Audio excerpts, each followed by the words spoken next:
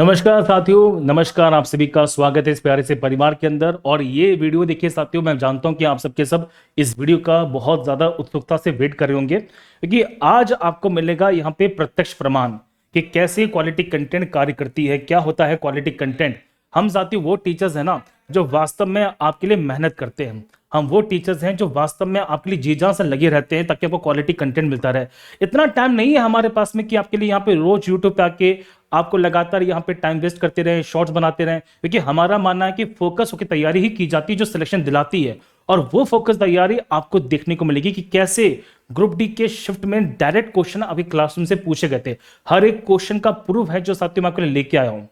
ये बताता है कि कितना डेडिकेटली, कितना शिद्दत से हम आपके लिए मेहनत कर रहे हैं, क्या कंटेंट है हमारा, और क्यों सिलेक्शन वीक का परिवार जाना जाता है क्वालिटी कंटेंट और क्वालिटी एजुकेशन के लिए। देखिए यहां से आपको बता दूं कि ये हमारे पास में 27 नवंबर की शिफ्ट 1 का पेपर है ग्रुप डी का।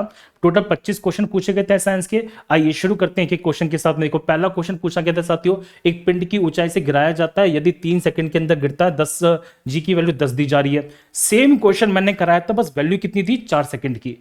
अगर यहां पे 3 सेकंड होता तो आंसर 30 आता। मैंने कराया था 4 सेकंड से, तो आंसर है हमारे पास में 40 मीटर पर second. Same to same question, बस वैल्यू चेंज थी। पहला वाला क्वेश्चन क्लियर है। चलो, और ये मैंने पढ़ा था गति वाले चैप्टर में। दूसरा कि यहाँ पे साबुन के अंदर जो मिशेल का काम क्या होता है, मैंने बताया साथियों जो मिशेल होती है वो यहाँ पे पानी को, वो यहाँ पे कपड़ों से तेल को, गंदगी को ट्रैप करती है और निकाल देती है। सेम क्वेश्चन देखो, सीधे सीधे पूछा गया एज इट इज। देखो सेम क्वेश्चन पूछा गया एज इट इज, पूछा गया यहाँ पे। ये मैंने पढ़ा था कार्बन कंपाउंड के अंदर, प्रूफ आपके सामने है। फिर तीसरा है लेंस की शक्ति। लेंस की शक्ति को मैंने दोनों तरीके से बताया था आपको कि जो पावर ऑफ लेंस होती है, अगर पूछें कि फोकस जो दिया जा रहा है, फोकल लेंथ जो दी जा रही है मीटर में है तो 1/f हो जाएगा, और सेंटीमीटर में दी जा रही तो 100/f हो जाएगा। सेम क्वेश्चन है। चौथा क्वेश्चन देखिए ध्यान से कि इनमें से कौन सा सही है कि किया गया कार्य यहाँ पे बल की दिशा के आधार पर धनात्मक और ऋणात्मक हो सकता है। मैंने आपको देखो बल के साथ साथ में तीनों कंडीशन बताई हैं कार्य के बारे में कि जो हमारा वर्क होता है पॉजिटिव भी होता है, नेगेटिव भी होता है, जीरो भी होता है, डिपेंडिंग ऑन द एंगल और depending on the direction of force. ये आपको पूरा का पूरा कंसेप्ट यहां पे देखने को मिल जाएगा। फिर पांचवा क्वेश्चन देखिए साथियों कि इनमें से पूछा गया कि विलयन की सांद्रता यानी कि कंसंट्रेशन की बात करते हैं, कौन सा नहीं होता। मैंने बताया था बच्चों को बहुत ही डिटेल से कि कंसंट्रेशन के लिए 3 चीजें यूज करते हैं, या तो वेट का यूज करते हैं, या वॉल्यूम का यूज करते हैं, या फिर वेट और वॉल्यूम का यूज करते हैं। किसका यूज नहीं करते बताओ जल्दी से, बताओ जल्दी से किसका यूज नहीं करते। तो यहाँ पे डेंसिटी, आयतन, तो आयतन का साथ इस्तेमाल नहीं किया जाता। क्या आयतन हमारे पास में दिया जा रहा है? नहीं दिया जा रहा। मतलब वॉल्यूम और मास की बात करते हैं तो वॉल्यूम और मास नहीं होता हमारे पास में, या तो हमारे पास वेट होता है फिर वॉल्यूम होता है, उल्टा नहीं होता है। तो ये 3 कंडीशंस बताती है और यही 3 कंडीशन से ये क्वेश्चन हमसे पूछा गया, सेम पूछा गया। ठीक है, आ जाओ फिर हम बात करते हैं अस्थमा के बारे में। अस्थमा का जो कंडीशन है, क्या पूछा कि अस्थमा यहाँ पे किस तंत्र से किस तंत्र के किस भाग को प्रभावित करती है। सेम कंसेप्ट है जो क्लास में बताया था, श्वसन तंत्र के अंदर। 7वां क्वेश्चन देखिए कि कौन सी धातु यहाँ पे मध्य में निष्कर्षित की जाती है, बीच से निकाली जाती है। आपको मैंने मेटल्स नॉन मेटल्स में पढ़ाया था साथियों की जो जिंक होती है, लोहा होता है, लेड होती है, कॉपर होती है, ये बीच में रहता है, इनको अलग तरीके से निष्कर्षित करते हैं। सेम कंसेप्ट आपको देखने को मिल जाएगा। 8वां क्वेश्चन कि पूछा गया साथियों कि जब यहाँ पे एक कांच को बीच में रख देंगे तो हमें अक्षर ना बड़े बड़े नजर आते हैं। क्यों आते हैं? प्रकाश के अपवर्तन से। क्लास के अंदर भी इसमें मैंने डिस्कस किया हुआ है। 9वां क्वेश्चन तो सीधी सीधे पूछा गया। क्या पूछा गया साथियों कि जब शैवाल होते हैं तो शैवाल में किस तरह से तेजी में वृद्धि करते हैं। तो मैंने बताया था साथियों कि शैवाल के अंदर यहाँ पे फ्रेगमेंटेशन की प्रोसेस होती है और उनके अंदर इस प्रकार से रिप्रोडक्शन होता है जिसे बोलते हैं अलैंगिक जनन की क्रिया यहाँ पे होती है। फिर पूछा गया कि बताइए कि जब जिंक को हम यहाँ पे कॉपर सल्फेट में डालते हैं तो क्या हो जाता है। सेम रिएक्शन देखने को मिलेगी आपको यहाँ पे एनसीईआरटी में। देखो जिंक और कॉपर सल्फेट की रिएक्शन यहाँ पे दी जा रही है। यहाँ पे देखो जिंक और कॉपर सल्फेट की रिएक्शन देखो यहाँ पे दी जा रही है, ये भी मैंने पढ़ाया हुआ है एज इट इज। ठीक है, इसके बाद हम बात करते हैं यहाँ पे ओम्स के नियम के बारे में कि कंडीशन पूछा गया स्टेटमेंट वाला कि विभवांतर को वोल्ट में मापा जाता है। सही बात है, मैंने बताया है सारा का सारा पोटेंशियल देखो विभवांतर है, इसको हम वोल्टेज में नापते हैं। मतलब क्लास में डिस्कस किया है बहुत ही बड़ी तरीके से। स्टेटमेंट वाले क्वेश्चन था, इजी था। फिर आते हैं यहाँ पे देखो, ये वाली क्लास मैंने यूट्यूब पे ली थी आप लोगों के लिए, जब यहाँ पे इस प्रकार से क्वेश्चन बनना शुरू हुए थे कि पोल्ट्री पक्षी जो अंडे उत्पादन के लिए पाले जाते हैं तो वो लेयर है। सीधे सीधे क्वेश्चन दिखाया हुआ है। हम बात करते हैं द्विघित यहाँ पे गुणसूत्र के बारे में कि इनको कैसे यहाँ पे बांटा जाता है, तो इनको बांटते हैं मियोसिस की प्रोसेस से। ये सेम कॉन्सेप्ट को मैंने पढ़ाया था आपको कोशिका विभाजन में, स्क्रीनशॉट लगाए बकायदा मैंने आपको, ताकि आप हर चीज को यहाँ पे देख पाए। ठीक है, जब ध्वनि की तरंगों की क्वेश्चन पूछा गया, मैंने बताया था साथियों जो जो समय काल होता है वो यहाँ पे 1/फ्रीक्वेंसी के बराबर होता है। आप करोगे तो सीधी सीधा आंसर हमारे पास में आ जाएगा। फिर 15वां क्वेश्चन देखो पूछा गया है कि प्रजातियों में विविधता लाने के लिए क्या महत्वपूर्ण होता है।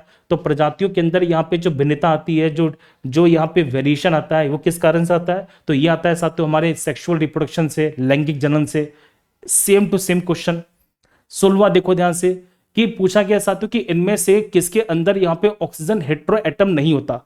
अब मजेदार बात ये देखो कि आप इसके ऑप्शन चेक कर लो, carboxylic acid carboxylic acid, ketone ketone, alcohol और हमारे पास में एथेनॉल, एक ही बात है। और यहाँ पे एक दिया था वो उसमें नहीं दिया गया। सेम टू सेम क्वेश्चन देखिए पूछा गया है, ये भी मैंने सॉल्व कराया था आपको हाइड्रोकार्बन के अंदर। ठीक है, फिर हम आते हैं यहाँ पे 17वें क्वेश्चन पे। देखो 17वां क्वेश्चन पूछा गया हमसे कि इनमें से कौन सा कथन जो होता है स्थिर अनुपात के नियम को सर्वोत्तम से वर्णित करता है। तो हमारे पास में कांस्टेंट प्रोपोर्शन का नियम है, जिसमें मैंने बताया था कि हमारे पास में साथियों जो द्रव्यमान होता है वो सेम रेशियो में रहता है। सेम चीजें हैं जो देखने को मिलेंगी आपको, मतलब अगर आपने ये चीजें पढ़ी है तो आपको 1 सेकंड नहीं लगेगा ऑप्शन को टिक करने के लिए। 18वां क्वेश्चन तो सीधी सीधी पूछा गया कि एक समान वृत्तीय गति का उदाहरण बता दीजिए। मैंने क्लास में बताया था साथियों आपको कि जो यहाँ पे पंखे की स्पीड होती है, पंखे की जो ब्लेड होती है वो यूनिफॉर्म सर्कुलर मोशन में घूमती है। और same as it is option देखिए पूछा गया हमसे। ठीक है, ये पढ़ा था हमने गति वाले चैप्टर में, पूरा पढ़ाया मैंने आपको। इसके बाद कि कौन सा पादप ऊतक होता है जो प्रकाश संश्लेषण करता है। देखो यहाँ पे क्लोरीन कायमा दिया गया कि क्लोरीन कायमा है जो परफॉर्म करता है फोटोसिंथेसिस को, इसको मैंने टिश्यू में पढ़ाया था। आ जाइए, अब ये क्वेश्चन देखो सीधे सीधे छपा छपाया मिलेगा आपको।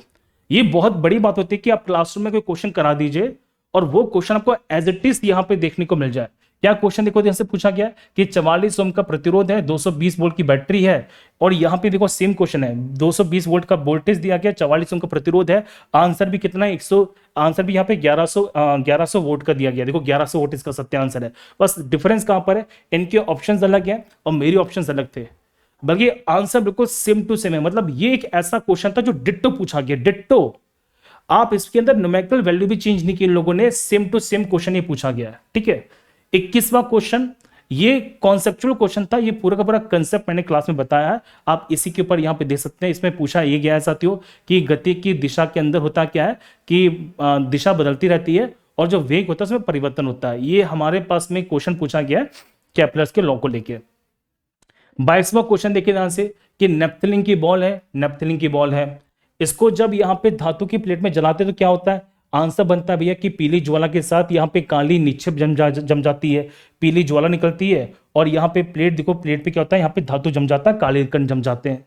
मतलब क्लास के अंदर डिस्कस किया गया क्वेश्चन है कार्बन कंपाउंड के अंदर, वो एज इट इज पूछा गया इसके अंदर। ठीक है, 23वां क्वेश्चन देखो कि प्रजनन के अंदर जो डीएनए की प्रतिकृति बनना क्यों महत्वपूर्ण होता है। सिंपल सी बात है, डीएनए इसलिए बनता है ताकि यहाँ पे क्या हो जाए, तो यहाँ पे हम बात करते हैं तो लक्षण की वंशागति के लिए।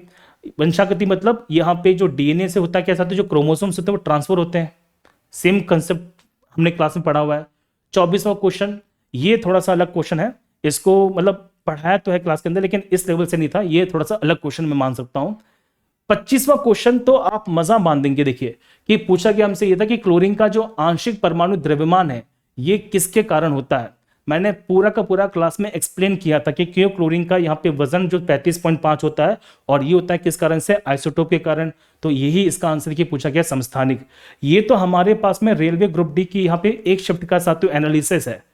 आप सोचो कि मैं 25 क्वेश्चन में से दावा कर सकता हूं कि सीधे सीधे 20 से 22 क्वेश्चन क्लासरूम से पूछे गए हैं। बाकी क्वेश्चन सारे के सारे हैं, लेकिन कुछ ऐसे क्वेश्चन है जो सीधे सीधे आपको यहाँ पे दिखेंगे कि हाँ ये इसका आंसर है और ये क्वेश्चन से पूछा गया है।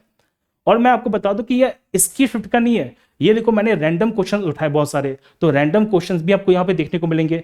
अभी मैं आप लोगों के लिए साथियों यहाँ पे बेस्ट 100 क्वेश्चन की सीरीज लेके आऊंगा और उस क्वेश्चन के अंदर भी आपको इसी प्रकार का जो एक्सप्लेनेशन प्रूफ है ना वो देखने को मिलेगा कि हम जो आपके लिए मेहनत कर रहे हैं ना वो इस तरह की मेहनत है जो सीधे सीधे आपको यहाँ पे सफलता दिलाने वाली है। हमें पता है कि क्या पढ़ाना है क्या छोड़ना है, क्योंकि एनसीईआरटी को पढ़ लिया है, साथ ही साथ ये समझ में आ गया है कि रेलवेज की नस क्या होती है। तो साथियों मैं बता दूं कि जो क्वालिटी एजुकेशन है ना वो सिर्फ और सिर्फ आपको सिलेक्शन के परिवार पे ही देखने को मिलेगी। और हमारा फोकस होता है सिर्फ और सिर्फ ऐसे बच्चों को पढ़ाना जो वास्तव में पढ़ना चाहते हैं। भीड़ तो बहुत सारी है, लेकिन हर कोई व्यक्ति मंजिल के लिए दौड़ता नहीं है।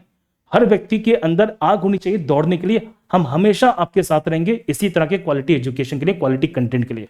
तो ये फैसला आपका है कि तुम्हें भीड़ में शामिल होनी है या तुम्हें क्वालिटी कंटेंट के साथ अपनी अलग पहचान बनानी है। मैं बस ये कहना चाहूंगा साथियों, कुछ भी करिए, कुछ भी करिए, लेकिन भीड़ का हिस्सा मत बनिए, क्योंकि भीड़ यहाँ पे साहस तो देती है लेकिन पहचान छीन लेती है।